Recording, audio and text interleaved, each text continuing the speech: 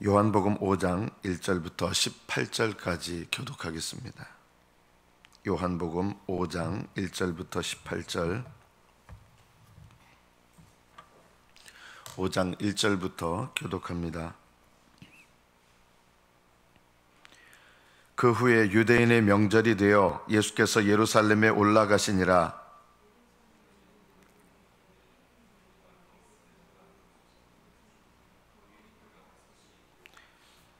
그 안에 많은 병자, 맹인, 다리 저는 사람, 혈기 마른 사람들이 누워 물의 움직임을 기다리니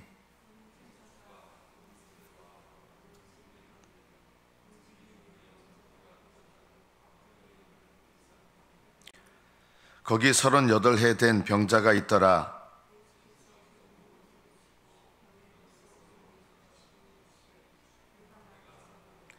병자가 대답하되 주여, 물이 움직일 때 나를 못에 넣어주는 사람이 없어 내가 가는 동안에 다른 사람이 먼저 내려가나이다.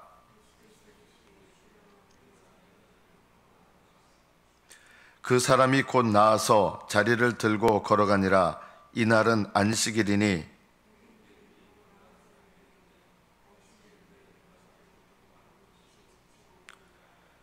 대답하되 나를 낫게 한 그가 자리를 들고 걸어가라 하더라 하니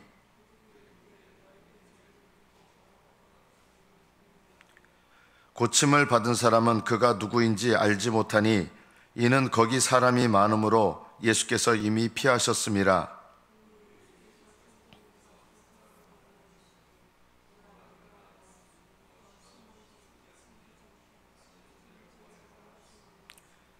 그 사람이 유대인들에게 가서 자기를 고친 이는 예수라 하니라.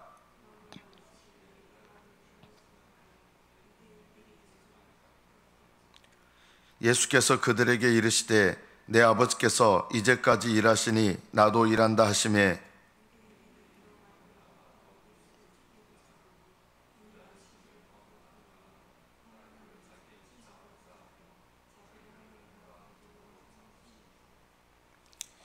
여기까지 파트를 읽겠습니다.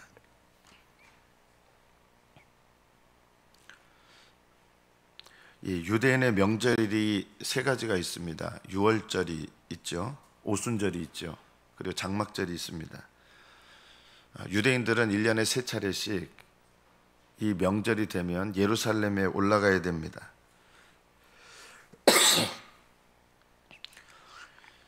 예수님께서 명절에 예루살렘에 올라가셨는데 아마 이때는 오순절이 아닌가 생각이 됩니다. 이 예루살렘에 있는 양문, 이 문이 여러 가지가 있는데 양문은 제물이 되는 양들을 갖고 드리고 들어가는 문입니다. 그걸 양문이라고 하고, 양문 곁에 못이 하나 있는데 이 못의 이름은 베데스다였습니다. 베데스다는 자비라는 뜻입니다. 성경에 기록된 이 모든 말씀들은 우연히 기록되는 것이 아니라 성령의 감동으로 기록되기 때문에 이 양문 곁에 베데스다라고 하는 이 못이 있었다, 이 말은 하나님께서 은혜, 하나님의 사랑과 자비를 받으려면 어떻게 되느냐, 양문을 통과해야 된다. 양문과 베데스다가 함께 있다는 것입니다. 예수님은 양의 문이시고 예수님은 하나님의 사랑, 하나님의 자비하심이 나타나는 통로입니다. 거기에 많은 병자들이 이제 누웠는데 천사가 이렇게 물을 휘저으면 천사가 휘젓는 건지 모르겠어요. 이거 성경에 이렇게 돼 있는데 이거는 꺽쇠 표시가 돼 있어요. 이거는 후대에 누군가 첨가한 내용일 가능성이 높은 겁니다. 어쨌든 그 당시 사람들에게 퍼진 얘기가 뭐냐면 천사가 가끔 못에 내려와서 물을 움직이게 하는데 이게 저절로 이런 현상을 보이는 물들이 있어요. 물을 움직일 때 먼저 들어가는 자는 어떤 병에 걸렸든지 낫게 됩니다. 거기에 이제 옆에 38년 된 병자가 있었는데 못 고치면 고침받았으면 이 병이 38년 됐을 리가 없겠죠. 이게 우연이 아닙니다. 성경의 모든 기록은 성령의 감동으로 기록된 건데 38년 된 병자는 상징적인 내용이 있습니다. 38년과 연관된 것이 뭡니까? 성경에서 이스라엘 백성이 애굽을 떠나서 1년이 지난 다음에 뭘 받냐면은 율법을 받죠. 그래서 율법을 받아서 가나안 땅에 들어갈 때까지 기간이 38년입니다. 그래서 이 38년 된 병자는 율법을 받은 이스라엘 백성을 상징하는 것입니다. 율법을 받았는데 율법은 아무것도 못 고칩니다. 율법은 하나님께로부터 온 것이죠. 그런데요, 하나님께로부터 온 것이지만 율법은 고칠 수가 없습니다. 여러분이 하나님의 율법을 아무리 지킨다고 해서 죄를 용서받는 거 아니에요. 율법은 죄를 깨닫게 하지만 죄에서 건질 능력이 없어요. 이 세상 모든 사람들에게 사실은 하나님께서 다 율법을 주셨어요. 율법을 지켜서 구원받으라고 주신 게 아니라 이게 너무 안타까운 거예요. 믿지 않는 사람들은 율법이 없잖아요. 있어요. 믿지 않는 사람들에게 주신 율법이 뭡니까? 양심이에요.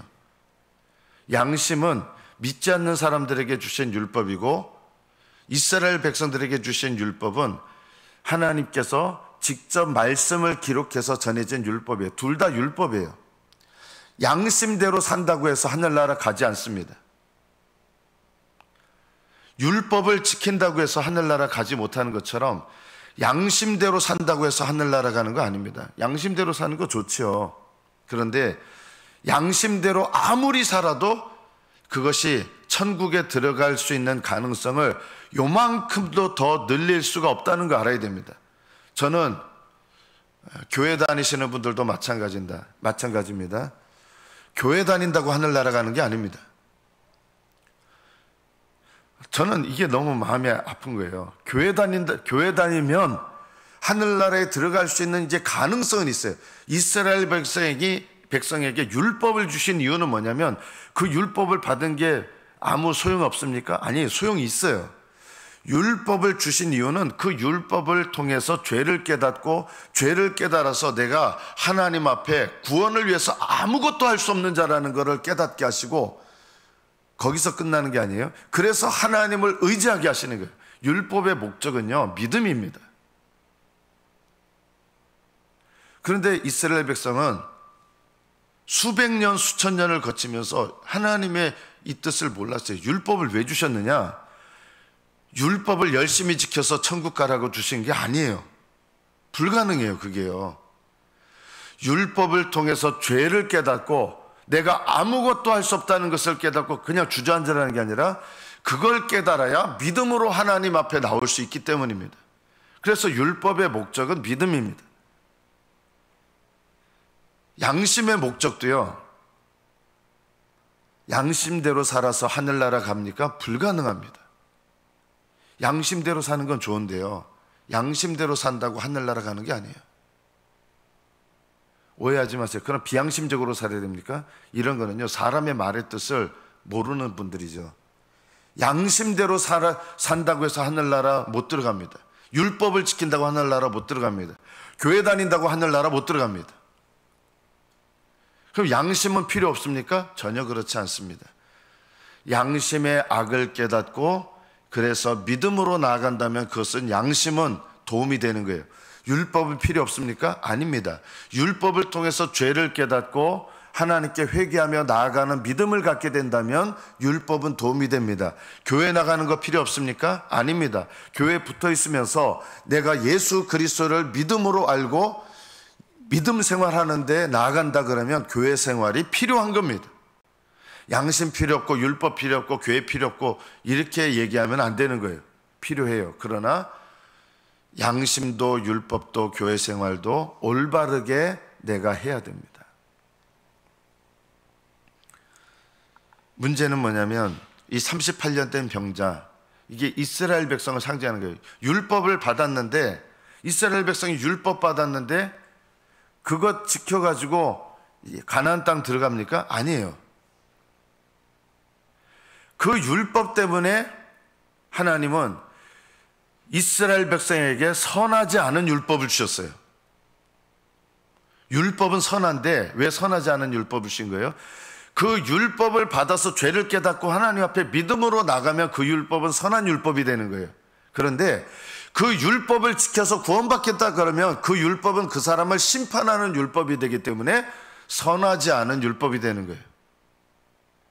하나님은 율법 자체는 선한 것인데 그 결과적으로 보면 광야에서 멸망한 이스라엘 백성들은 선하지 않은 율법을 받은 거예요. 하나님은 모든 사람들에게 양심의 악을 깨달으라고 양심을 주신 거예요. 양심은 좋은 거예요. 그런데 그 양심의 목적을 깨닫지 못하면 선한 양심이 될 수가 없습니다. 여러분이 교회 생활하는 거 필요한데요. 교회 생활을 올바로 해야 됩니다. 교회 생활했다고 하늘나라 가지 않습니다. 만약 그렇게 생각하시는 분들이 많은데요. 그 율법을 지켜서 하늘나라 가겠다는 생각과 똑같은 겁니다. 교회 다닌다고 하늘나라 가는 거 아니에요.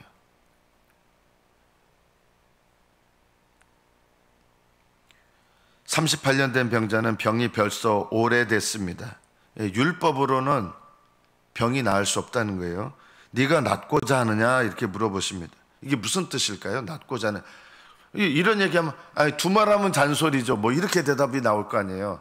근데 왜 예수님은 이 38년 된 병자에게 네가 낫고자 하느냐 이런 질문하셨을까요? 이건 우리에게도 말씀하시는 거예요.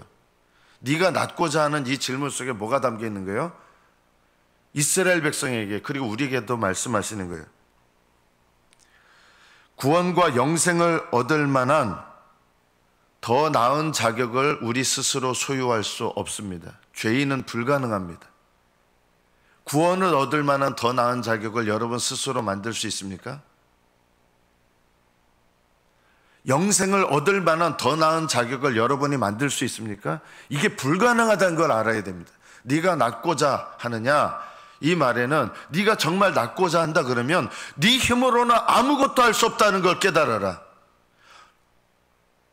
이것을 첫 번째 우리에게 말씀하시는 거예요. 네 힘으로 아무것도 할 수 없다.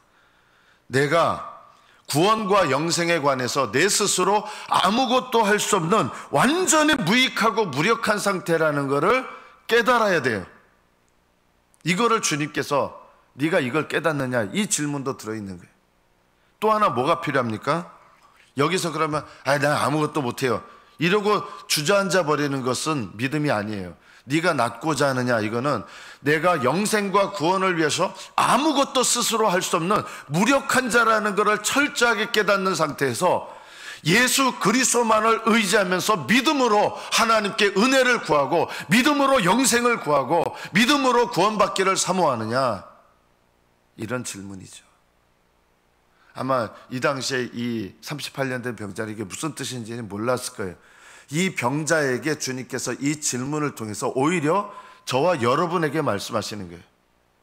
내가 구원과 영생을 위해서 내 힘으로 아무것도 할 수 없다는 것을 철저하게 깨닫고 거기서 포기하고 낙심하는 게 아니라 그렇기 때문에 오히려 예수님을 의지하는 믿음을 갖는 것, 이것이 바로 네가 낫고자 하느냐 이 질문에 응답하는 것입니다. 날마다 이렇게 돼야 됩니다. 날마다.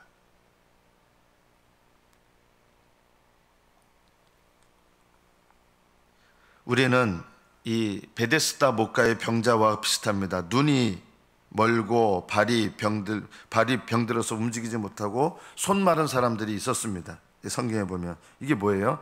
눈이 병들었다. 맹인들은 뭐냐면 하나님을 보지 못한다는 것입니다. 너희가 거듭나지 않으면 하나님 나라를 볼 수 없다. 심령이 청결해야 하나님을 본다 그랬잖아요. 어떻게 해야 심령이 청결합니까? 절에 가서 도 닦으면 심령이 청결해집니까?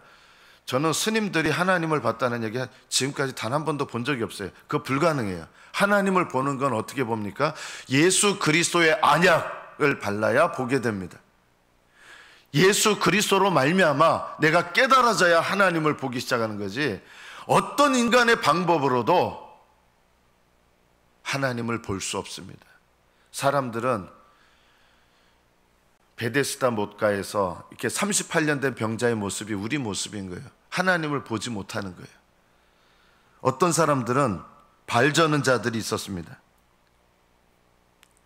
다리 저는 사람. 이게 뭐예요? 주님과 동행하지 못하는 사람들이에요. 발을 전다는 것은 주님과 동행할 수가 없는 사람들. 이게 우리 모습이기도 합니다. 손 마른 자들이 그 옆에 베데스다 못가에 있었습니다. 이게 뭡니까? 하나님을 위해서 순종하는 일을 할 수 없는 사람들. 뭔가 열심히 하는데 순종이 아니에요.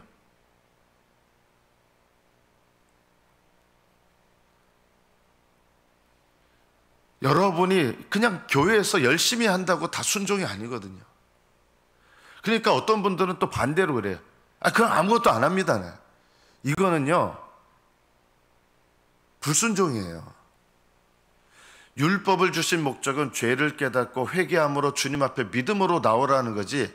어떤 사람은 율법을 주셨는데 나는 죄인이기 때문에 난 아무것도 못해요 하면서 그냥 하나님께 나오는 거 포기하고 그냥 죄 짓고 살고, 이건 더 나쁜 거잖아요. 이거는요, 율법주의보다 더 나쁜 거예요.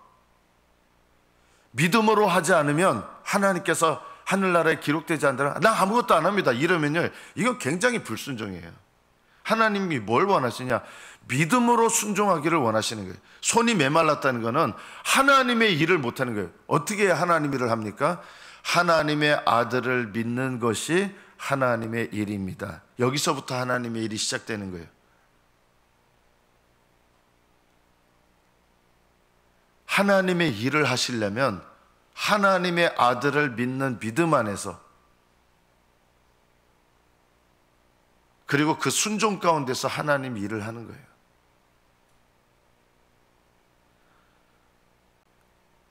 그런데 38년 된 이 병자와 다른 사람들도 똑같은 거예요. 눈이 멀어 있고 발을 절고 있고 손이 말랐습니다. 천사를 통해서 이렇게 그 물을 휘젓는데, 물론 저는 이것도 틀린 성경 말씀이라고 생각해요. 물을 휘젓는데 거기 들어가면 낫는다. 나은 사람 없었어요. 사람들 잘못된 생각이에요. 천사들을 통해서 은혜를 주시는 게 있어요.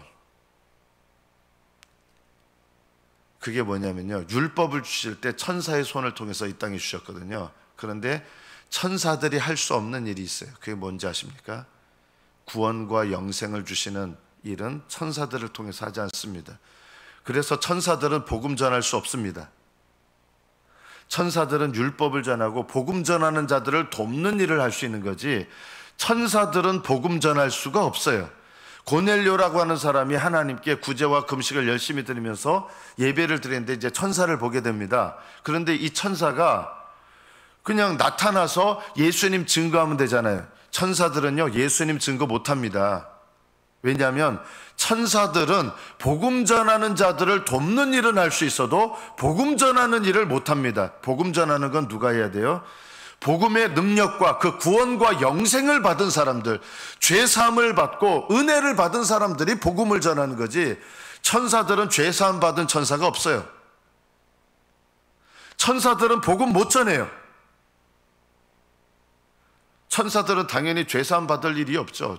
죄를 지은 천사들은 마귀니까 천사들은 죄 짓지 않아요. 죄사함 받는 일도 없어요. 그러니까 천사들은 복음의 능력을 몰라요. 복음을 전할 사람들은 예수 그리스도를 믿는 사람들, 구원받은 사람들이 복음 전하는 겁니다. 천사들은 하나님께서 말씀하라고 하는 어떤 내용들을 일깨워주고 율법은 전달해 줄 수 있는데 구원의 역사를 나타내는 복음을 나타낼 수 없다. 그래서 이 천사가 아무리 물을 동해도 혹시 뭐 병은 나을 수 있을지 모르겠어요. 그거는요. 그런데요, 영생과 구원의 일은 전혀 일어나지 않아요. 이스라엘 백성들은 율법을 받았는데 그 율법이 그들에게 도움이 된 게 아니라 그들을 심판하고 저주하는 법이 됐습니다. 우리가 예수님을 만나려면 바로 이것이 필요합니다. 이 38년 된 병자가 예수님께서 말씀하세요. 네 자리를 들고 걸어가라 해서 자리를 들고 걸어갔습니다. 기적이 일어났습니다. 자, 그러면 대단한 일이 일어난 거잖아요. 그런데 이 병자한테 유대인들이 네가 오늘 안식일인데 왜 자리를 들고 걸어가냐 이러니까, 나를 낫게 한 분이 자리를 들고 걸어가라 해서 걸어간다. 너를 누가 낫게 했느냐 하니까 몰라요. 여러분, 아무리 놀라운 기적을 경험해도요, 이게 더 깊은 은혜는 아니라는 거 아셔야 돼요. 예수님을 기적을 통해서, 이적을 통해서, 표적을 통해서 아무리 예수님을 만났어도요, 그거는 시작일 뿐이에요. 이분은 아직 예수님을 몰라요. 예수님이 누구신지 모르는 거예요. 우리 초신자들은요, 우리 교회가 좀 방향이 바뀌어야 될 게 있는데, 우리 교회가 왜 있어야 되는지 아십니까? 어떤 집에 애가 태어나면 그 집은 누구를 기준으로 집이 돌아갑니까? 태어난 아기를 기준으로 돌아가죠. 또 여러분, 집에서 자식들 교육시킨다고 허리띠 쫄라매잖아요. 건강한 교회가, 우리 교회가 방향이 바뀌어야 된다. 어떻게 바뀌어야 되느냐? 우리 교회가 어떤 교회가 돼야 하나님 기뻐하시는 교회가 되냐면, 새로 태어난 아기가 믿음이 성장해 갈 수 있도록, 처음 태어난 아기는 암만 믿음이 좋은 것 같아도요, 신앙, 은혜 체험하고 기적 체험해서 아무리 신앙생활 잘하는 것 같아도 순식간에 넘어질 수 있는 게 초신자라는 거 아셔야 돼요. 저는 지금까지 이렇게 보니까 아무리 기적을 경험했어도 초신자는 초신자다. 순식간에 다 모든 것을 포기할 수 있어요. 자기 스스로 계속 살 수 없어요. 아기가 태어나면 자기 스스로 못 살잖아요. 부모님이 젖 먹여주는 거 그거 중단하면 걔 죽거든요.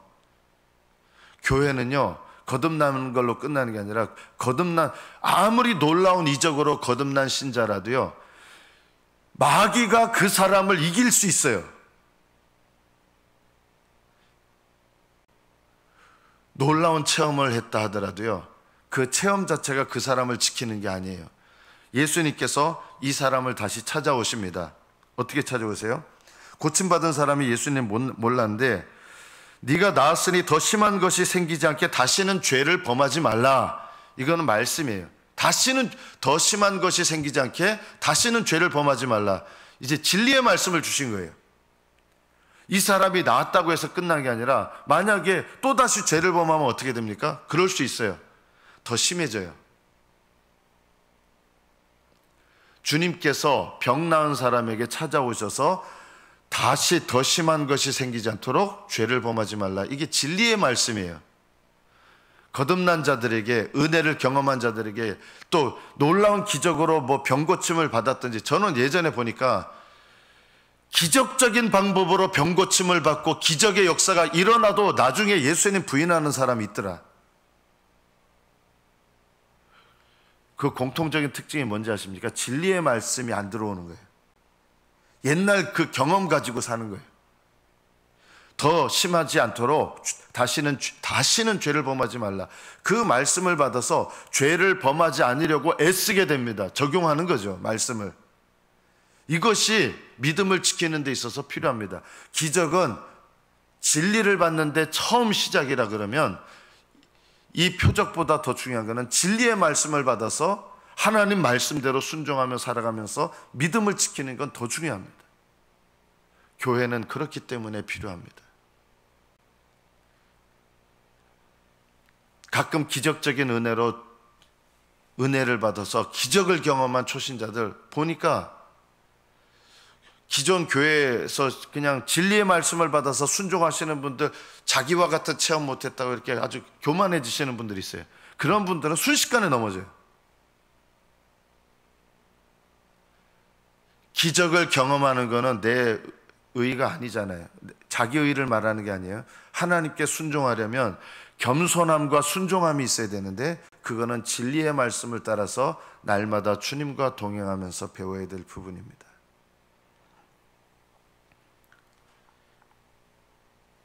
오병이어의 기적을 경험했던 사람들이 그날 당일날에 예수님을 떠났다는 걸 아셔야 됩니다. 기적을 경험했다고 그것이 순전하고 온전한 믿음은 아닙니다. 네가 나았으니 더 심한 것이 생기지 않게 다시는 죄를 범하지 말라 하니까 그 사람이 가서 자기를 고친 이는 예수라니라 증언하게 된 거예요. 예수님을 만난 사람들은요, 예수님을 증언합니다. 여러분이 예수님과 인격적인 교제를 갖는다 그러면 여러분의 삶 속에서 여러분 주변 사람들에게 예수님을 증언하는 일이 있을 것입니다. 여러분은 예수님을 증언하십니까? 직장에서? 직장 사람들에게 예수님을 증언할 때, 야, 니나 잘 믿어. 혹시 이렇게 직장 사람들이 반응한다 그러면 내가 하나님 앞에 나를 돌아볼 게 있어요. 내가 가족들한테 예수님의 복음을 전하는데 안 믿는 가족들이 니나 잘 믿어. 이렇게 반응한다 그러면 이거는 내가 우리 가정에서 내가 회개할 것이 있다. 왜냐하면 내가 진리를 따르고 예수님을 만나서 진리를 따르면서 예수님을 증거하면 가족들이 어떻게 반응하게 되는지 아십니까? 너 보니까 예수님 믿으니까 네가 참 전에하고 다른데? 직장 사람들이요, 예수 믿더니 전에하고 다른데? 이렇게 돼야 예수님을 증거하는 게 들리지 않겠습니까? 전에하고 다른데 예수 믿더니? 사마리아 여인은 자신의 삶을 고백하면서 수많은 사람들이 그 여자를 그전에는 멸시하고 손가락질했거든요. 그런데 이 사마리아 여인이 자신의 삶을 고백하면서 예수님 만난 체험과 은혜 속에서 이 사람이 계속 방탕하면서 살았을까요? 전혀 그렇지 않았을 거예요. 이 여인의 말이요, 사람들에게 들리는 거예요. 사마리아 여인 때문에 누구나 손가락질했던 그런 여자인데 이 여자를 통해서 동네 사람들 거의 대부분이 나와가지고 예수님을 만나고 믿게 되는 겁니다. 주님을 증언하는 사람들은 주님과 동행하며 주님을 고백하며 증언하면 그 증언은 영향력이 있게 됩니다. 오늘 말씀을 통해서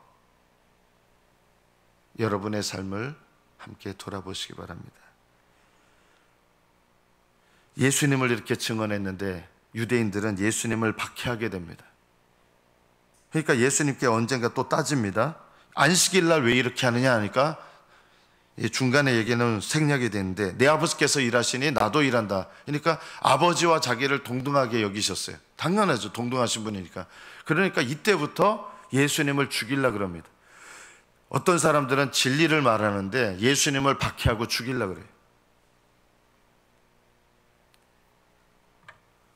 오늘 말씀을 통해서 우리가 반드시 이것을 기억해야 됩니다. 우리는 예수님을 체험한 것에서 끝나서는 안 되고 이 체험에 뒤따르는 말씀, 진리의 말씀을 따라가야 됩니다. 날마다 여러분의 삶에 하나님의 진리가 여러분의 마음과 삶을 인도하시기를 축복합니다. 이것이 신앙생활입니다. 더 심한 것이 생기지 않도록 다시는 죄를 범하지 말라. 날마다 하나님 앞에 이 죄를 깨닫고 고백하고 주님의 은혜를 힘입어 죄를 떠나는 거룩한 삶으로 나아가는 복된 믿음이 되시기를 축복합니다. 기도하겠습니다.